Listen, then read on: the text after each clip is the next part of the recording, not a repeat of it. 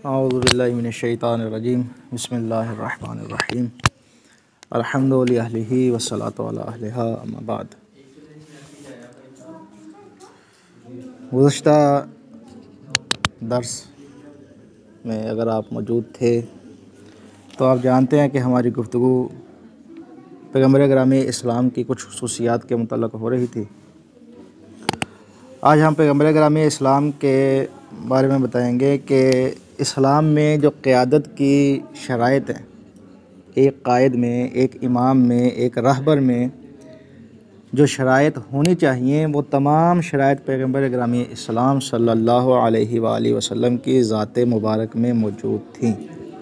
ठीक है जी। पहली शर्त क़यादत की जो है वो ये है कि इंसान में यकीन और क़त्ई फ़ैसला करने की सलाहियत होनी चाहिए। एक तो यकीन होना चाहिए, ख़ुद एतमादी यकीन। दूसरा है क़त्ई फ़ैसला, शक से दूर, जिसमें किसी किस्म का कोई शक व शुबा नहीं होना चाहिए। उसके बाद ये है कि वो शुजा हो, बहादुर हो। बुज़दिल आदमी इस्लाम में क़यादत नहीं कर सकता। तो अगर किसी इंसान में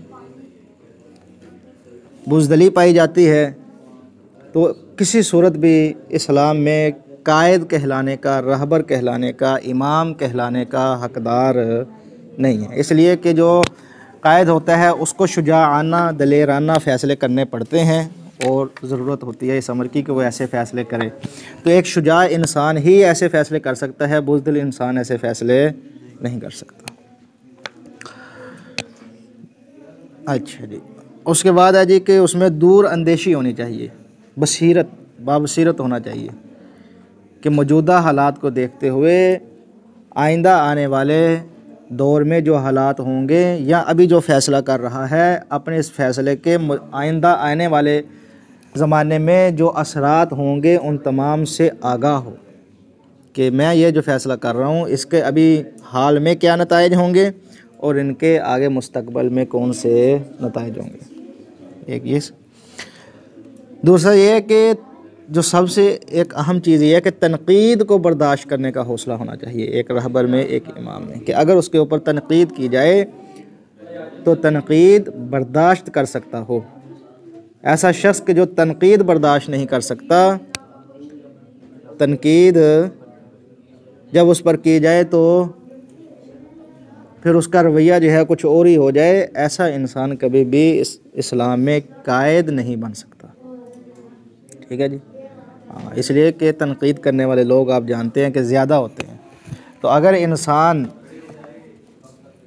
तनकीद का सामना कर सकता है, तनकीद को बर्दाश्त कर सकता है, तो फिर वो हकीकी कायद है, वाइल्ला वो हकीकी कायद नहीं है। ठीक है जी।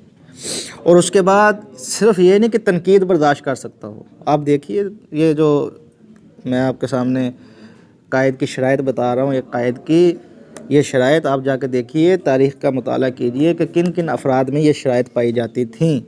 अगर तो तमाम अफराद में ये शराइत पाई जाती थीं, ठीक, तो फिर हम तमाम जो इंसान हैं उनको अपना रहबर और कायद तस्लीम करेंगे।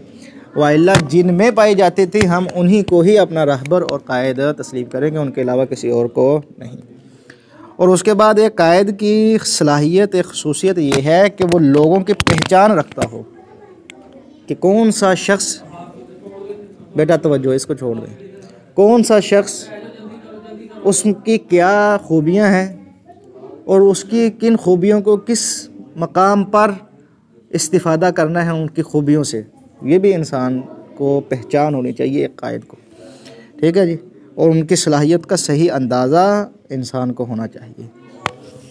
और इसके अलावा ये है कि अपने ज़ाती मामलात में इंसान में नरमी होनी चाहिए, लेकिन जो उसूली मामलात हैं उनमें इंसान अपने उसूल से एक कदम भी पीछे ना हटा सकता। ज़ाती मामलात में इंसान के ऊपर जब ज़ाती तनकीद की जाए या ज़ाती मामलात में इंसान को अगर कोई ले तो उसमें यह है कि वो उनको बर्दाश्त करे, उसमें नरमी होनी चाहिए।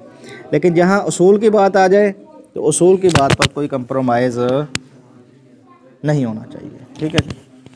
और दूसरा ये है कि सिर्फ यही नहीं, अपने जो पैरोकार हैं उनका एहतराम भी करना चाहिए। ठीक है जी। और उनकी ज़हनी, जज्बाती और अमली क़ुव्वतों की परवरिश भी करनी चाहिए।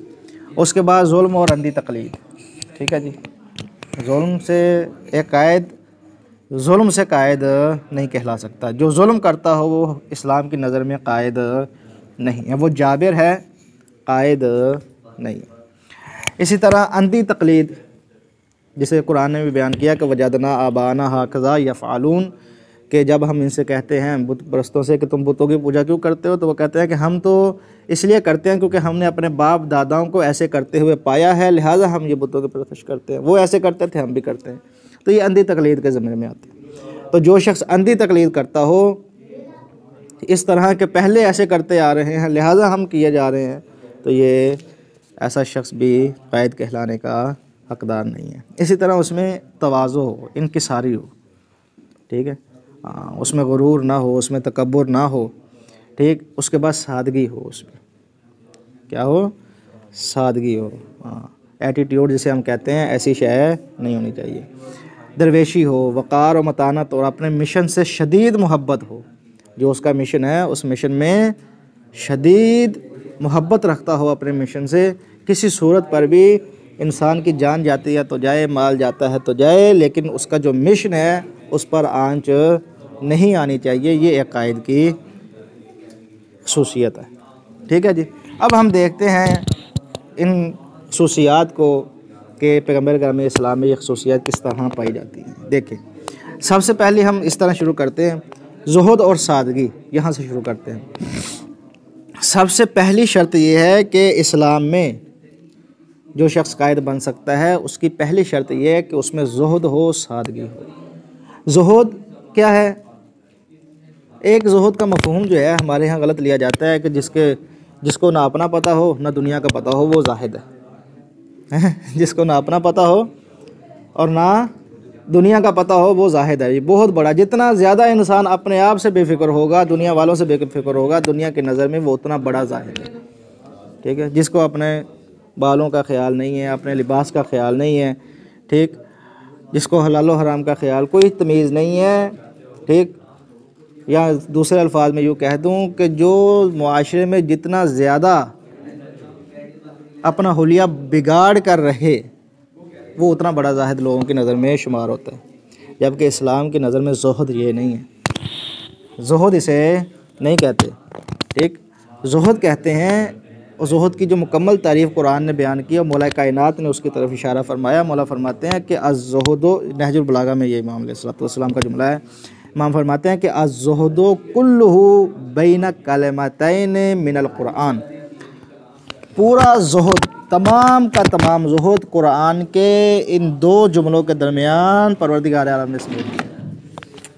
यानी अगर ज़ुहद को पहचानना चाहते हो कि ज़ुहद क्या है, तो कुरान की इस आयत से आशनाई हासिल कर लो कि इसमें पूरे ज़ुहद की तारीफ़ कर दी है परवरदिगार आलम ने। और क्या है? फरमाते हैं कि ला तासौ अला मा फातकुम, जो तुम्हारे पास है जब वो तुमसे फोत हो जाए तो उस पर गमगीन ना हो। ठीक है जी। और वला तफरहू बिमा आताकुम, जो तुम्हारे पास है उस पर खुश ना हो। ये है ज़ुहद। ठीक, इंसान के पास होना भी चाहिए, लेकिन उस होने पर इंसान को गुरूर नहीं होना चाहिए, खुशी नहीं होनी चाहिए कि ये इतना सब कुछ मेरे पास है। दुआ का शुक्र अपनी जगह, वो सब सारी चीज़ें अपनी जगह, लेकिन ज़ुहद की तारीफ़ में ये है कि जो कुछ इंसान के पास है उस पर खुश ना हो, यानी मगरूर ना हो, और जो कुछ उससे फौत हो गया है उस पर गमगीन ना हो। ये ज़ुहद है। बात वाज़ेह होगी?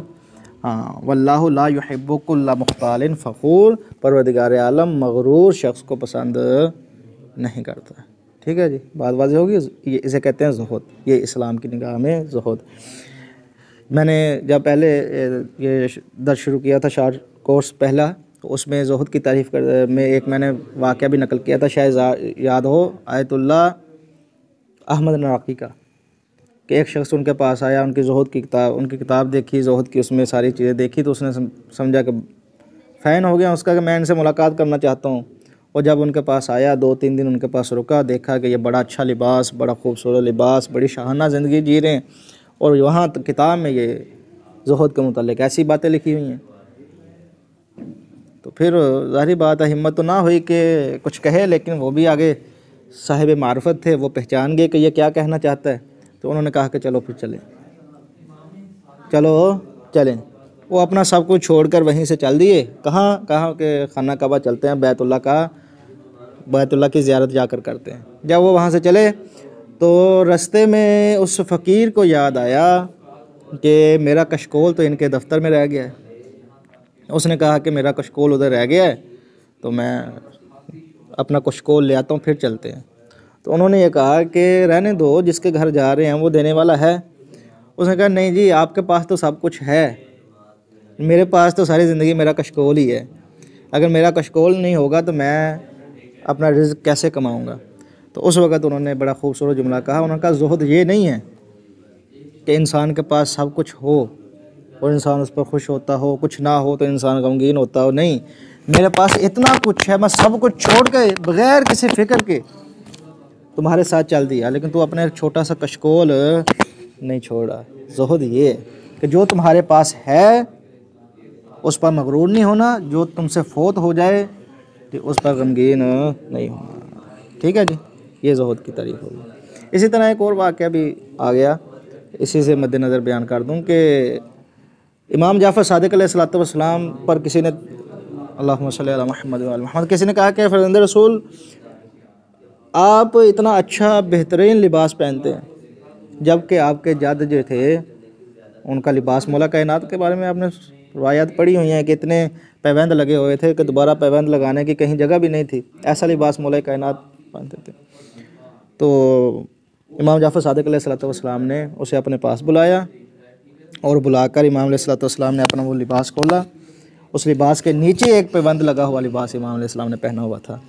इमाम ने फरमाया कि ज़ुहद ये नहीं है कि मैं ऐसे कपड़े तुम्हारे सामने पहनूं। उस दौर के हालात ऐसे थे, उस दौर के हालात का तकाजा ये था कि उस दौर में वैसे कपड़े पहने जाते, लिहाजा वैसे पहने उन्होंने। अब इस दौर के हालात मुख्तलिफ हैं, लिहाजा इस दौर में जो लिबास है वो अपने इस दौर के हालात के मुताबिक इंसान को पहनना चाहिए। बात वाज़ेह हो रही है। तो ये इमाम अलैहिस्सलातु वस्सलाम ने फिर फरमाया कि ये जो लिबास है ऊपर वाला, दो लिबास देना इमाम के, इमाम ने फरमाया कि ये जो लिबास है ऊपर वाला ये मैंने तुम्हारे लिए पहना हुआ है आजकल के हालात के मुताबिक, और ये जो अंदर वाला लिबास है जो जिसको पैबंद लगे हुए थे, फटा हुआ था, फरमाया ये मैंने खुदावंद मुताल के लिए पहना हुआ है। बात वाज़ेह होगी। देखें, तो ज़ुहद और सादगी आपकी ज़िंदगी के अहम असूल थे, इन्हें पैगम्बर ग्रामी इस्लाम के। आप हमेशा सादा ग़िज़ा तनावल फरमाते थे, ठीक है जी, और सादा लिबास पहनते थे और सादा अंदाज से चला करते थे। कोई अपने चलने में कोई अकड़ाव वगैरह महसूस नहीं होता था कि जिस तरह इंसान जब बड़ा होता है तो अपने बड़ेपन का इजहार करके चलता है। ठीक, आप ज़्यादातर चटाई और बोरिए पर सोते थे, आप खाक पर बैठते थे, आपने हाथों से बकरी का दूध धोते थे और जानवर की पीठ पर पलान और जीन के बगैर सवार होते थे, और अगर कोई आपकी सवारी की रकाब थामता तो आप उसे सख्ती से मना करते थे। आजकल के दौर में आप ले लेंगे जैसे कोई किसी की गाड़ी का जो है दरवाज़ा खोल दे, ठीक, ये उसी के मुतरादिफ ही है। तो इसे भी पैगम्बर ग्रामी इस्लाम पसंद नहीं करते थे। लेकिन इस सब के बावजूद आप फ़लसफ़े फ़क्र के हामी नहीं थे, फ़क्र गरीबी के हामी नहीं थे। ठीक है जी, गुर्बत इंसान में नहीं होनी चाहिए, गुर्बत के हामी इस्लाम गुर्बत किए, इंसान गरीब हो जाए वो अलग बात है, लेकिन हुक्म नहीं देता कि इंसान गरीब ही रहे। गरीब है तो गरीबी की ज़िंदगी ही गुजारे, उसको अमीरी की ज़िंदगी नहीं गुजारनी चाहिए। इस्लाम इसकी बिल्कुल भी हिमायत नहीं करता। इस्लाम कहता है कि तुम जिस अपने को माली तौर पर भी अच्छे से अच्छा बनाओ, माली तौर पर भी अहले बैत का चाहने वाला जो है वो दूसरों से स्ट्रॉन्ग होना चाहिए, मजबूत होना चाहिए। ठीक है, हाँ, अपने हुकूक वहाँ रह कर आप अदा करें, आपके ज़िम्मेदारियाँ जो हैं आप उन ज़िम्मेदारियों को अदा करें। ठीक, वो जब आप माल के साथ अपनी ज़िम्मेदारियों और हुकूक को अदा करेंगे तो जन्नत में आपके लिए मकाम जो है इन फ़ुक़रा की निस्बत बुलंद होगा। ठीक है, हम पढ़ते हैं, रवायात में पढ़ते हैं, लोग बयान भी करते हैं कि ज़्यादातर फ़कीर लोग जो हैं वो जन्नत में जाएंगे, फ़क्र वाले लोग जन्नत में जाएंगे। तो जन्नत में तो वो जाएंगे इसलिए कि उनका हिसाब व किताब इतना सख्त नहीं होगा, लेकिन इसके मुकाबले में जो मालदार शख्स है अगर वो अपनी ज़िम्मेदारियों को, उनका हिसाब तो सख्त होगा, लेकिन अगर वो अपनी ज़िम्मेदारियों को आसान तरीके से अंजाम दे रहे हैं, हकदार को उनका हक पहुंचाते रहे हैं, लोगों की मदद करते रहे हैं, तो फिर यकीनन इसका मकाम मर्तबा उनसे कई हिस्से बुलंद होगा। ठीक है, बात वाज़ेह होगी। दूसरी बात यह है कि इरादा और इस्तिकामत, एक कायद की शर्त यह है कि उसमें इरादा और इस्तिकामत होनी चाहिए।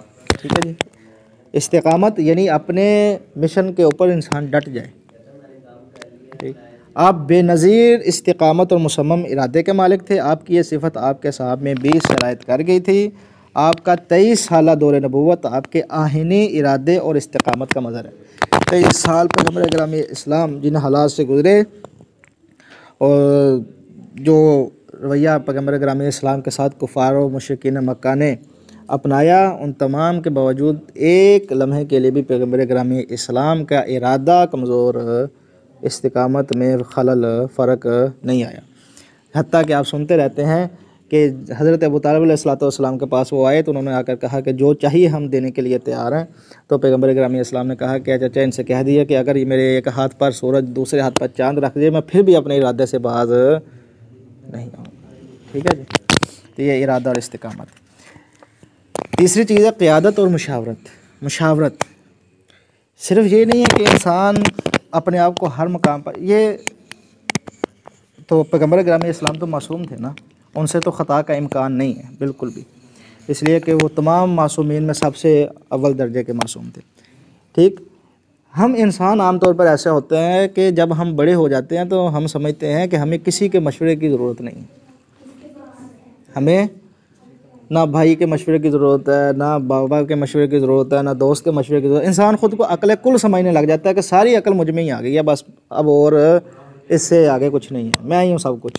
ठीक, तो ऐसे चीज़ की भी इस्लाम जो है वो नफ़ी करता है कि ऐसा नहीं, कि पैगंबर ग्रामी इस्लाम मासूम होते हुए हर किस्म की गलती से, हर किस्म की ख़ता से, वो भी अपने साहब के साथ बाज़ मकामात में मुशावरत किया करते थे। जैसा कि आप जानते हैं जंग खंदक का मौका कि पैगंबर ग्रामी इस्लाम वहाँ मुशावरत की कि जंग जो है वो कहाँ लड़नी चाहिए और क्या तरीक़ाकार होना चाहिए। तो जनाब सलमान फ़ारसी ने कहा कि ऐसे हालात में हम खंदक खोदते हैं, तो अपने असहाब से मशवरा करके पैगंबर ग्रामी इस्लाम ने कदम उठाया। तो मुशावरत भी एक अहम चीज़ है कि इंसान को, कि जब पैगंबर ग्रामी इस्लाम अपनी इतनी खसूसियात मासूमानिल ख़ता होने के बावजूद अगर अपने साहब से बाद मकामात में मुशावरत करते हैं तो मुशावरत करने में कोई हर्ज नहीं। उसके बाद ये कि उसमें नज़्म और ज़ब्त होना चाहिए। क्या है? नज़्म और ज़ब्त। जितना इंसान मुनज़्ज़म होगा उतना ही अपने इरादे में जल्दी कामयाब होगा, उतनी ही उसको ज़्यादा कामयाबी मिलेगी। ठीक है जी। मौला अमीर अलैहिस्सलाम ने भी वसीयत करते हुए इमाम हसन और इमाम हुसैन अलैहिस्सलाम को फरमाया था कि उसीकुमा बितक़वल्लाहि व बिनज़्मि अमूरिकुम या अमरिकुम, कि मैं तुम्हें परवरदिगार आलम से डरते रहने की और अपने उमूर में नज़्म व ज़ब्त बरकरार रखने की वसीयत करता हूँ। मौला कायनात इमाम हसन को वसीयत कर रहे हैं, इमाम हुसैन को, उनको कोई ऐसी वसीयत की ज़रूरत है, लेकिन वो वसीयत सिर्फ ये नहीं कि इमाम हसन और इमाम हुसैन, यानी उनके ज़रिए से ये वसीयत हम तक पहुँचाइए कि तुम हमारे चाहने वाले जो हैं वो अपने अमूर में नज़्म और ज़ब्त पैदा करें। तो नज़्म और ज़ब्त का मतलब ये है कि ये नहीं है कि आप जिस काम में लगे हैं बस उसी में लगे रहें, नहीं, अपना एक शेड्यूल बनाएं, उस शेड्यूल के मुताबिक आपने कौन सा काम किस टाइम करना है। खेल के टाइम पे ज़रूर खेलें जो खेल का टाइम है, लेकिन टाइम पर खेलें। जो पढ़ने का टाइम है उसमें ज़रूर पढ़ें, लेकिन टाइम में पढ़ें। ठीक, तो अपना एक पूरा शेड्यूल, अपने खारजी जो आपके अमूर हैं कि जिनको आपने घर से बाहर जाकर कहीं अंजाम देना है, तो उनके लिए भी आपका एक नज़्म ज़ब्त होना चाहिए कि मैंने कौन से वक्त में जाना है और कितने वक्त में मैंने वापस आना है और क्या करना है। ये पूरा इंसान का एक शेड्यूल होना चाहिए, एक कागज़ के ऊपर इंसान को लिख कर रख लेना चाहिए कि ये मेरा शेड्यूल है। और आपको बताऊं कि एक आलमी दिन गुज़रे हैं, मुझे उनका नाम अभी याद नहीं आ रहा, वो फरमाते हैं कि अगर परवरदिगार आलम मुझे 30 साल और ज़िंदगी दे, बुज़ुर्ग थे, वो कहते हैं अगर परवरदिगार आलम मुझे 30 साल और ज़िंदगी दे तो मैंने अपने उस 30 साल ज़िंदगी का जो शेड्यूल है उसको मुनज़्ज़म किया हुआ है कि मैंने इन 3 साल ज़िंदगी में, 30 साल ज़िंदगी में ये काम अंजाम देंगे। तो जो फरमा रहे हैं कितना नज़्म व ज़ब्त। और फिर इमाम खुमैनी हैं, उनकी ज़िंदगी का नज़्म व ज़ब्त ये है कि उस्ताद मोहतरम बयान फरमाते हैं कि जब वो दर्स देने के लिए आते थे तो लोग उनको देखकर अपनी घड़ियों को दुरुस्त किया करते थे। अपनी घड़ी को देखकर नहीं कहते थे कि ये किस टाइम पर आ गए, ये जल्दी आ रहे हैं 5 मिनट, ये लेट आ रहे हैं 5 मिनट, ये नहीं, जिस टाइम पर वो आते थे लोग उसके मुताबिक अपनी घड़ियों को दुरुस्त करते थे कि हमारी घड़ी का टाइम आगे पीछे हो सकता है। इमाम खुमैनी जो हैं इनका नज़्म व ज़ब्त इधर उधर। तो फिर देखें अब इमाम खुमैनी ने कैसा नक्शा पलटा ईरान का, और कैसी जो तागूती ताकतें थी उनको ईरान से भगा दिया, और क्या, तो ये सारी चीज़ें कैसे आ गई, ऐसे आ गई, क़यादत की शराइत उनमें थी, नज़्म व ज़ब्त उनमें था। बात वाज़ेह हो रही है। अच्छा जी, उसके बाद ये है कि दुश्मन को अपने जो उमूर है ना उनसे गाफिल रखना, कि दुश्मन को गाफिल रखना। वो ये है कि जब इसके बारे में है कि पैगम्बर गिरामी इस्लाम किसी जमात को भेजते, ठीक, या किसी शख्स को किसी मकाम पर अमीर बनाकर भेजते, ठीक, कि आप फ़लाँ चले जाएं, यमन चले जाएं, या आप ईरान चले जाएं, कहीं चले जाएं, तो जब उनको भेजते थे तो उसके हाथ में एक ख़त लिख कर देते थे। उसको क्या करते थे, एक ख़त लिख कर देते थे, और ख़त लिखने के बाद आपका तरीक़ाकार ये था कि आप उसको कहते थे कि आप जब फ़लाँ मकाम पर पहुँचो तो इस ख़त को खोल कर पढ़ना। क्या करो, जब फ़लाँ मकाम पर पहुँचो तो इस ख़त को खोल कर पढ़ना। और जब उस मकाम पर पहुँचते थे, ख़त को खोलते थे, तो फिर उनको पता होता था कि हमने जाना कहाँ है, ठीक, और किस काम के लिए हमने जाना है। बात वाज़ेह हो रही है। उस ख़त में ज़ाहिर बात है जब वो वहाँ जब मदीने से निकलेंगे तो मदीने से निकलते हुए जब वो किसी मकाम के लिए पैगम्बर गिरामी इस्लाम उनको भेजेंगे कि फ़लाँ मकाम पर जाओ, तो दुश्मन जो है आगाह हो जाएगा। तो वो दुश्मन को गाफिल रखने के लिए पैगम्बर गिरामी इस्लाम ये तरीका अपनाते थे कि अलैकुम अस्सलाम, कि पैगम्बर गिरामी इस्लाम अब फरमाया करते थे कि फ़लाँ मकाम पर चले जाओ, वहाँ ख़त खोल कर पढ़ना, वहाँ तुम्हारे लिए जो हुक्म होगा इस ख़त में मौजूद होगा, उसके मुताबिक अमल करना। ठीक है, तो दुश्मन को अब हर तरीके से मात देनी है कि हत्ता कि तुम्हारे इरादों से वो आगाह भी ना हो। ये पैगम्बर गिरामी इस्लाम का एक तरीका कार रहा था। और तनकीद का खैर मकदम, जो मैंने कहा कि तनकीद बर्दाश्त करने वाला होना चाहिए, कि जो तनकीद करे उसकी तनकीद को हौसले से सुने और फिर उसको अपने फ़ैसलों के मुज़मिरात जो हैं उनसे आगाह करे कि ये फ़ैसला मैंने यूँ किया और इसके अंदर ये चीज़ें पोशीदा हैं और इसके ये फ़ायदे होंगे। ठीक है जी। देखें, आप रवायात में पढ़ते हैं कि पैगम्बर गिरामी इस्लाम के ऊपर उनके असहाब बसा औक़ात बहुत एतराज़ करते थे। हत्ता कि सुलह हुदैबिया के मौके पर आप चले जाएं तो वहाँ बड़े बड़े नाम आपको मिलेंगे कि जिन्होंने पैगम्बर गिरामी इस्लाम की सुलह के ख़िलाफ़ एतराज़ किया, लेकिन पैगम्बर गिरामी इस्लाम ने जब उनको अपने मुज़मरात से आगाह किया तो फिर ज़ाहिर बात है उनको था कि वो खामोश हो जाएं। तो ये तनकीद बर्दाश्त करने का हौसला भी इंसान में होना चाहिए। अलबत्ता खुशामद और चापलूसी बर्दाश्त ना करता हो इंसान। खुशामद करने वाले को पैगम्बर गिरामी इस्लाम कहते थे कि इसके मुँह में खाक फेंक दो, इसकी खुशामद और चापलूसी जो है वो काबिल कबूल नहीं है। उसके बाद क्या है जी, तवहमात का मुकाबला। वक्त हो रहा है तवहमात का मुकाबला इंसान को करना आता हो। ठीक है, तवहमात आप जो कहते हैं बिल्ली गुजर गई तो ये हो गया है, कौवा आकर छत पर बैठ गया तो ये हो गया। आज ये तवहमात से इंसान फ़ायदा उठाने वाला नहीं होना चाहिए। ठीक है, तवहमात को लोगों के सामने खुलकर बयान करे। रिवायात में मिलता है कि जब पैगम्बर गिरामी इस्लाम को जनाब मारिया क़िब्तिया से परवरदिगार आलम ने एक बेटा अता किया, हज़रत इब्राहीम, कि जिसके बारे में आप सुनते हैं कि आपके एक जानों पर हज़रत इब्राहीम थे, एक जानों पर इमाम हुसैन अलैहिस्सलाम थे। तो जिब्रील आए, उन्होंने कहा कि परवरदिगार आलम चाहता है कि एक बेटा जो है वो आपसे वापस ले लिया जाए, इब्राहीम लिया जाए या हुसैन लिया जाए। तो पैगम्बर गिरामी इस्लाम ने इब्राहीम को देना वादा किया कि इब्राहीम ले जाओ, ये मेरा बेटा, और हुसैन फिर उसके बारे में सारी वाक़यात इमाम हुसैन अलैहिस्सलाम के बारे में। तो जब जनाब इब्राहीम अलैहिस्सलाम फ़ौत हुए तो पैगम्बर गिरामी इस्लाम मग़मूम हुए और इत्तिफ़ाक़ से उसी दिन सूरज ग्रहण भी लगा। अब जब सूरज ग्रहण लगा तो लोगों ने फिर वही बातें करनी शुरू कर दी कि ये सूरज ग्रहण इसलिए लगा है क्योंकि पैगम्बर गमगीन है, इस वजह से सूरज ग्रहण लगा। तो जब पैगम्बर गिरामी इस्लाम के इस बात का इल्म हुआ तो पैगम्बर गिरामी इस्लाम ने वाज़ेह किया कि ये सूरज ग्रहण इस वजह से नहीं लगा। हाँ, ये अलग बात है कि पैगम्बर गिरामी इस्लाम के गम में सारी कायनात मग़मूम हो, वो अलग बात है, लेकिन सूरज ग्रहण जो लगा है आपने वाज़ेह किया कि ये सूरज ग्रहण इस वजह से नहीं लगा। बात बात हो रही। तो ये चीज़, और दूसरा ये है कि जाहिलाना अकायद का मुकाबला। ठीक है जी। तारीख़ बयान करती है कि ये जब ईरानी शहंशाह कोरश आज़म, ठीक है, उसने बाबुल फ़तह किया तो उसने लोगों को अक़ीदे की आज़ादी दे दी।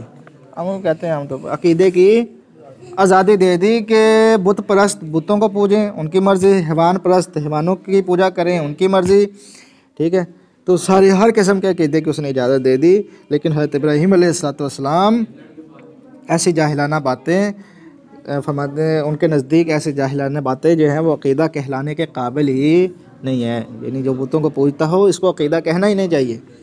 ठीक, हाँ, ये अकायद नहीं बल्कि ऐसी जंजीरें हैं जिन्होंने लोगों के हाथ पाँव बांध रखे हैं। चनांचे हज़रत इब्राहीम अलैहिस्सलाम ने ऐसे अकायद का एहतराम नहीं किया, ठीक है, बल्कि पहली फ़ुर्सत में बुतों को तोड़ डाला। क्या किया? पहली फ़ुर्सत में ही जो बुत थे उन तमाम को तोड़ डाला। और फिर पूरा वाक़या कि उनके कंधे पर, एक सबसे बड़ा जो था उसके कंधे पर कुल्हाड़ी रख दी और फिर लोग आए तो कहा कि इसी ने तोड़ा होगा, वो सारा वाक़या।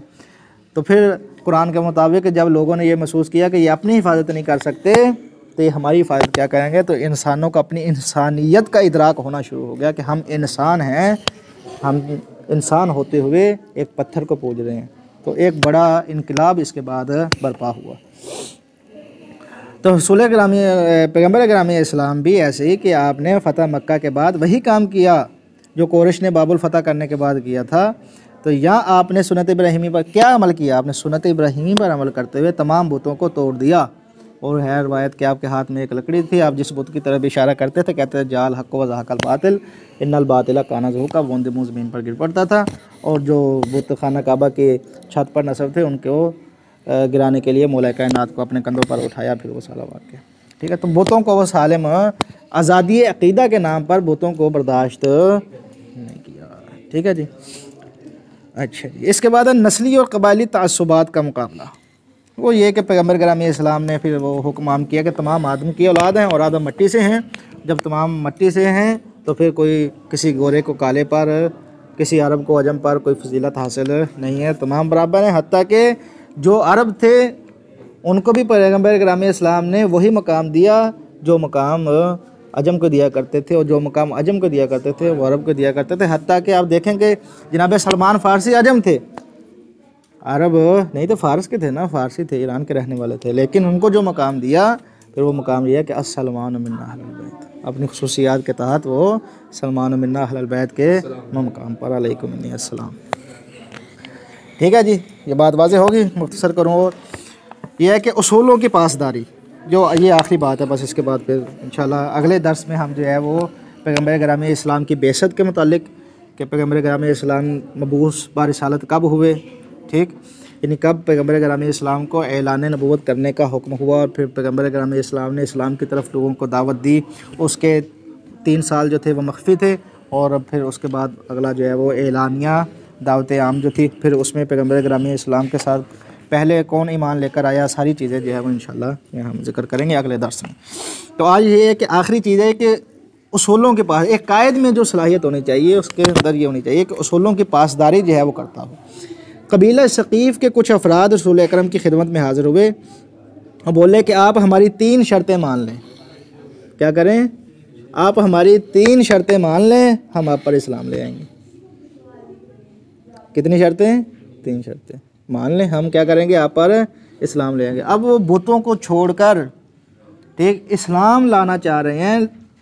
3 शर्तें उन्होंने बयान की कि ये 3 शर्तें आप हमारी कबूल कर लें तो हम सारी ज़िंदगी के लिए बुत परस्ती छोड़ देंगे, हम खुदाए वाहदा ला शरीक की इबादत करेंगे, उनको मानेंगे। ये 3 शराइतें हैं हमारी। कौन सी शर्तें हैं देखें।